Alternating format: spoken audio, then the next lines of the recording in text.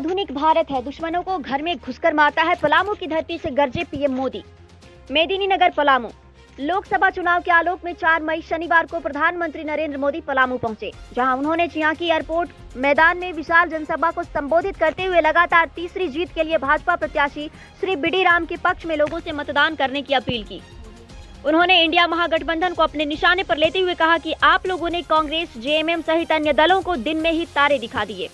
यह पलामू की धरती नीलांबर पीतांबर की धरती है। मैं यहाँ आई इस कड़ी धूप में तमाम लोगों तथा माताएं बहनों का प्यार आशीर्वाद नहीं भुला सकता।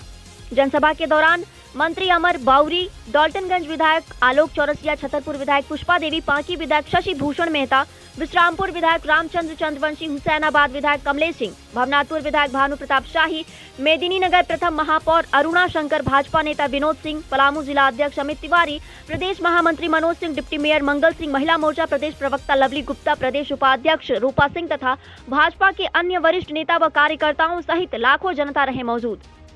वहीं सांसद प्रत्याशी विष्णु दयाल राम, विधायक आलोक चौरसिया, पुष्पा देवी, भानु प्रताप शाही तथा मेयर अरुणा शंकर ने माननीय प्रधानमंत्री श्री नरेंद्र मोदी जी का गर्मजोशी से स्वागत किया। पीएम ने अपने संबोधन में कांग्रेस को कमजोर बताते हुए एक बार फिर से देश मजबूत सरकार बनाने की अपील की।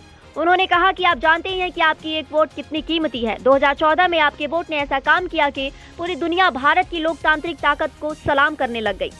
पिछले 500 साल से हमारी कितनी पीढ़ियां संघर्ष करते रही, इंतजार करती रही, शायद ही इतना संघर्ष हुआ होगा जो अयोध्या में हुआ। आपके वोट की बदौलत ही आज अयोध्या में भव्य श्री राम मंदिर बन गया। पीएम ने आगे कहा, देश तो आजाद हुआ पर आए दिन कश्मीर में खतरे की घंटी बजती रहती है। बम, गोला बारूद बस यही सुनाई देता था। आपकी वोट की ताकत ने ही कश्मीर में 370 नाम की दीवार को धराशायी कर दिया। आए दिन झारखंड, छत्तीसगढ़, आंध्रा में पशुपति से तिरुपति तक नक्सलवाद अपने आतंक से यहाँ की धरती को लहूलुहान करता था। न जाने कितनी माताओं बहनों ने अपने बेटे खोए, पति खोए। कहीं बेटा गलत संगत में आकर हाथ में कलम की जगह हथियार थामकर जंगल को अपना आशियाना बना लिया। वहीं आपकी एक वोट ने कितने बच्चों की जिंदगी बचा दी। पीएम ने विपक्ष पर निशाना साधते हुए कहा, उनके समय में पाकिस्तान को लव लेटर भेजा जाता था। पाकिस्तान जितने नेता जाते थे वह उससे ज्यादा आतंकी भेजता था।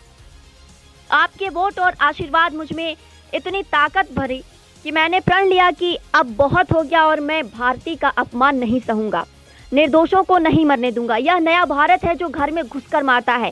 सर्जिकल स्ट्राइक और एयर स्ट्राइक के तमाचे ने पाकिस्तान को हिला दिया है। उन्होंने कहा कि पहले ऐसा कोई दिन नहीं था कि हमारे नौजवान सीमा पर शहीद न होते थे और तिरंगे में शरीर लपेट कर न आते थे, पर आपकी ताकत से आज ये सब बंद हो गया। एक वो स्थिति थी जब कांग्रेस सरकार आतंकी हमले के बाद दुनिया के सामने रोती थी और आज की स्थिति है जो पाकिस्तान दुनिया भर में जाकर रो रहा है। पाकिस्तानी नेता शहजादे को पीएम बनाने की दुआ कर रहे हैं, पर अब नया भारत मजबूत सरकार चाहता है। आगे कहा कि हमारे 25 साल के कार्यकाल में पलामू को नक्सल और पिछड़ा जिला कहते थे, लेकिन अब ये जिला पिछड़ा नहीं है और हमने कई होनहार अधिकारियों को पलामू के कमान संभालने के लिए भेजा है। वहीं अंतिम संबोधन में कहा कि हमारी अगर तीसरी बार सरकार बनी तो अपने तीसरी कार्यकाल के दौरान 2025 में भगवान बिरसा मुंडा की 150वीं जयंती धूमधाम से मनाई जाएगी, जिसे पूरा देश देखेगा। Bureau report, Garhwa. पलामू से हमारे विष्णु दयाल राम जी को ज्यादा से ज्यादा मतों से विजयी बनाना है। ये हमारे विष्णु दयाल जी इतने सरल है कि पार्लियामेंट में जब किसी को मैं उनका परिचय करवाता हूं कि डीजीपी थे तो मानने को तैयार नहीं है।